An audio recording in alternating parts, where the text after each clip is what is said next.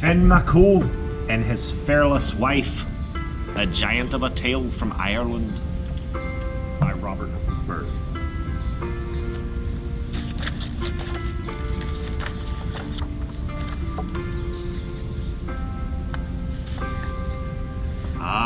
Fairies dancing under the moon, a druid land, a druid tune.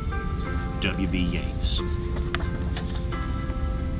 And who has not heard of the mighty Finn MaaCoul, the most famous of the Irish giants, who lived back in the days when the great high kings ruled that fair Emerald Isle? When Finn was born, his gran took him and reared him in a great oak tree. She feared for his life, you see, because the king was so jealous of the child's size and strength. Even as a mere babe, Finn was already famous. It was said he ate 100 potatoes and 60 cabbages on his second. He drank so much milk that 12 cows had to follow him wherever he played. When Finn grew to be a young man, his gran took him further into the deep oak forest. There she bid him farewell. "Ah, my fine Finn," she said, "'tis time it is, lad, that you find the secrets of knowing and truth. Follow the river Boyne till you reach the fairies who guard the mysteries of the ancient ways of the world." When Finn arrived, the High King of the fairies welcomed him. "Great size you may have now, but when you are a man, you will need wisdom and courage besides. You must eat from Finton, the salmon of knowledge." On the night of the high summer moon, the fairies caught the salmon with a golden net. The king gave Finton to Finn, who cooked and ate the magic fish. But in so doing, he burned his thumb. As Finn sucked his thumb to ease the pain, the salmon magically reappeared again in the pool and spoke. "Finn, 'tis knowledge and wisdom I give to you. A great leader you'll be before you are through. Just let your thumb show you a fair trick or two. Be loyal and honest and seek your own way, and a woman's wit and courage will win you the day." The salmon bowed deeply and jumped back into the water. From that day forward, whenever Finn needed to see the future, he simply sucked his thumb. Eventually, Finn did grow taller than any man in Ireland and became chieftain of the Fianna, as true as it was told. Now, about this time it was, he and his men decided to build a great stone bridge between Ireland and Scotland. Half the men pulled great rocks out of the earth and threw them miles out to sea. The other half, riding on great whales, caught the boulders and stacked them one on top of the next. Finn planned to name this bridge the Giant's Causeway, after himself, of course. But as the day grew closer and closer to Scotland, Finn began to make out the figure of a man, standing on the distant shore. A giant of a man. When naught but a half league separated the end of the stone bridge from the land, Finn at last could clearly see the fearsome fellow waiting at the ready, glaring across the surf. "Tell me, my good man," the stranger roared with a mighty voice that caused a small tidal wave, "if you finish this bridge and I follow it, will it lead me to Finn MaaCoul?" "And what business might you have with Finn MaaCoul?" answered Finn, shaking in his shoes. "Aren't we the nosy one?" the stranger taunted. "And just who might ye be, ye blockhead?" "I am just a poor cowherd," answered Finn, "but I work for Finn MaaCoul. Away he is now, and no one will be knowing for sure when he's to return." "And how big a man is this Finn MaaCoul?" asked the stranger. "Finn would be twice your size now," replied Finn nervously. "Humph," muttered the stranger. "Well, when you yourself see him, tell him Cuchulainn will be paying him a call." And so saying, he strode off down the beach. Cuchulainn. Finn knew the name and shivered down to the very soles of his feet, he did. Cuchulainn was another giant whose fame spread far and wide. He had roamed the countryside for nigh on 100 years, swearing never to rest, day or night, come rain or snow, until he had bested every man alive in a true test of strength. It was said that this Cuchulainn was so strong that when he stomped his foot, the whole earth shook. It was also said that he had once flattened a lightning bolt with a single blow of his fist. Finn knew he had to keep out of Cuchulainn's way, so with a pine tree for a walking stick and his faithful hound Bran running at his side, he made for home as fast as he could.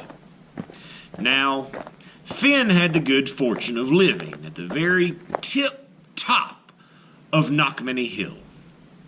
When asked why he lived in such a high and windy place, Finn always said it was because he loved the feeling of a breeze in his face and the clouds in his hair. But if the truth be known, the real reason Finn lived on the tip-top of Knockmany Hill was so that he could look out for other giants who might come to challenge him, especially Cuchulainn. When Finn arrived home, his lovely wife, Una, paused in her work and looked down at him. "Why, husband," she called out, "whatever is it that brings you home at this time of day?" "Why, the lovely sight of yourself," replied Finn, quite out of breath. Said Una. "I don't believe it, but come inside and I'll fix you some food and drink."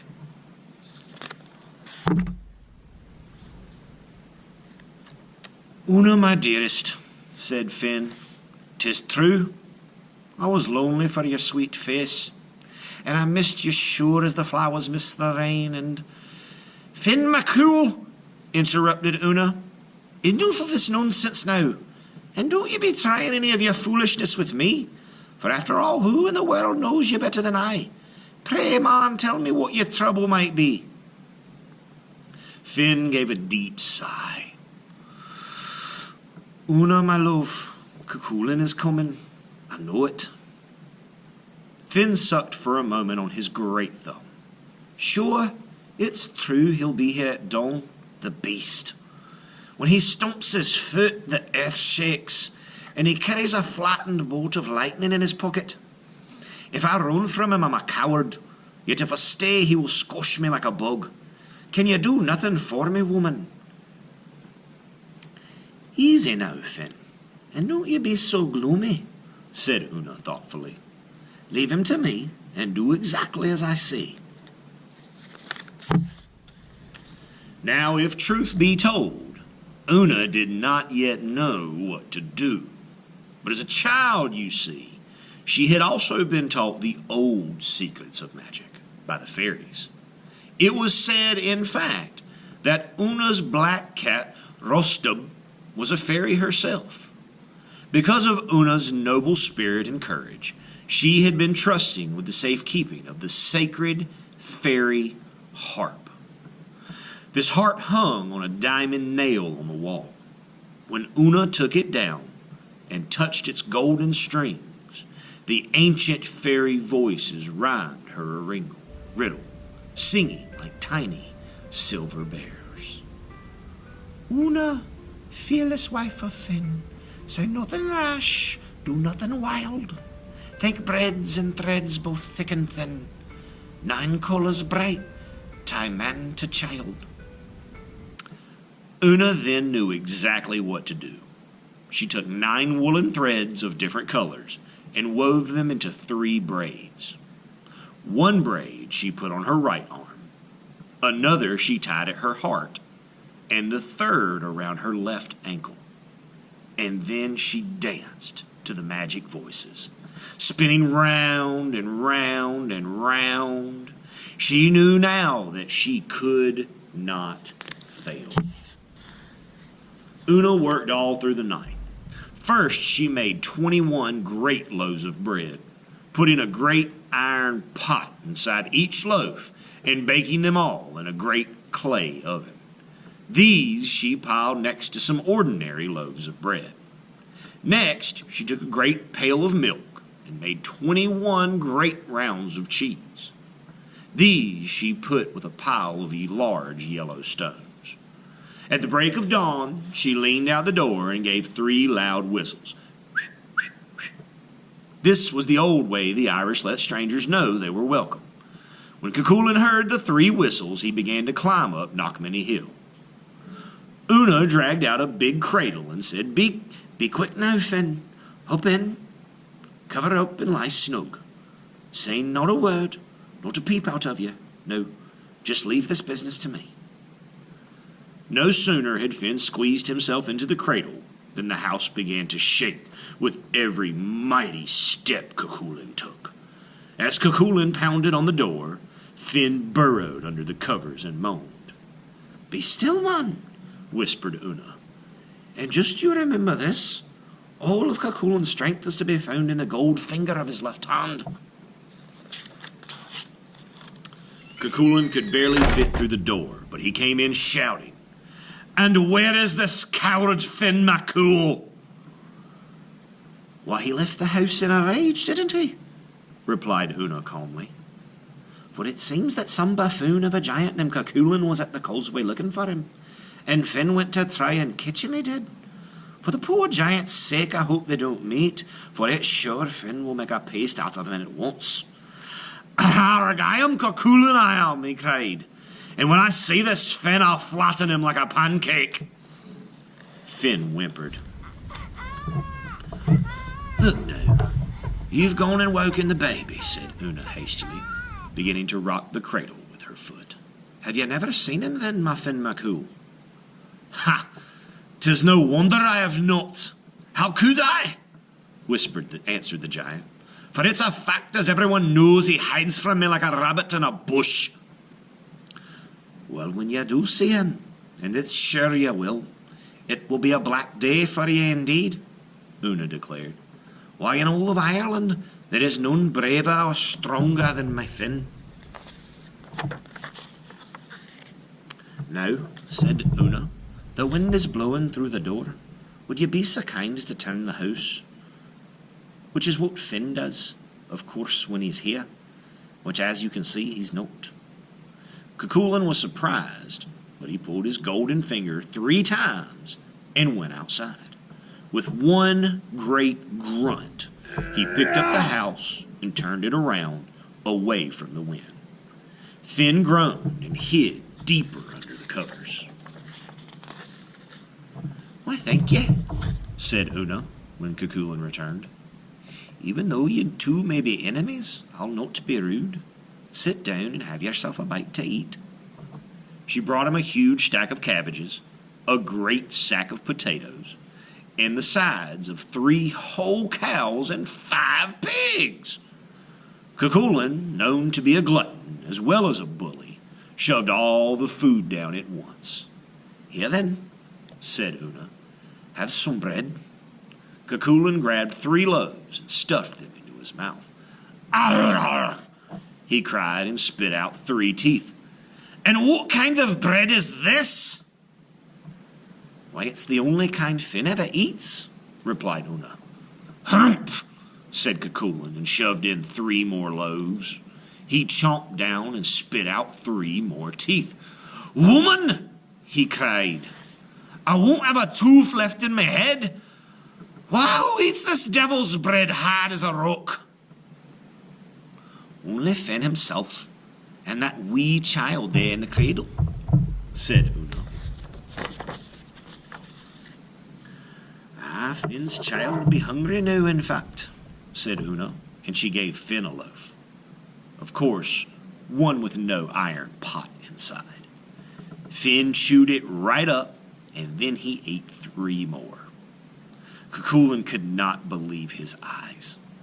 If this wee lad of Finn's can eat this bread, he wondered, then I may not be so sorry to find his father away from home.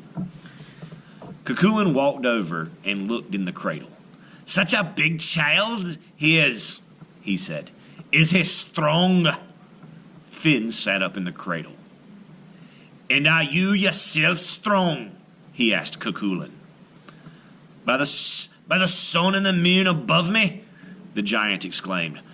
Why such a vice for a lad so young? Well, are you yourself strong? Finn asked again. Let me see you crush one of these stones. Cuchulainn snorted and picked up one of the great yellow stones. He squeezed and squeezed until he fell down out of breath, blue in the face, and still the stone had not cracked. Ah, you poor creature, said Una. Giant that you are as weak as a bird. Let me show you what the son of Finn MaaCoul can do. Una gave Finn a round of yellow cheese, and he squashed it to pieces in a second. Begorra! Cried Cuchulainn, and his knees trembled and knocked. If this mere child can crush stones, he decided, surely then I am no match for the father. Must take my leave now, said Cuchulainn to Una. It really is not necessary for me to meet Finn himself, but I would like to look at that young one's teeth to see how he can eat bread made of iron. Who do you know? Said Una. Go on, look all you like. Cuchulainn stuck his left hand in Finn's mouth. Crack! Finn chomped down on the golden finger and bit it clean off. Cuchulainn groaned and fell down at once, helpless as a kitten. Finn jumped out of the cradle and gave poor Cuchulainn a mighty kick in the pants. So mighty it was that Cuchulainn smashed right through the door and rolled down Knockmany Hill, squashing and scattering everything in his path. He rolled all the way down to the sea, making such a thunderous splash that the water came halfway back up the hill. To this very day, he has never been seen or heard from again. And so, thanks to Una the Fearless, Finn overcame with wit and wisdom that which might have never been done by force.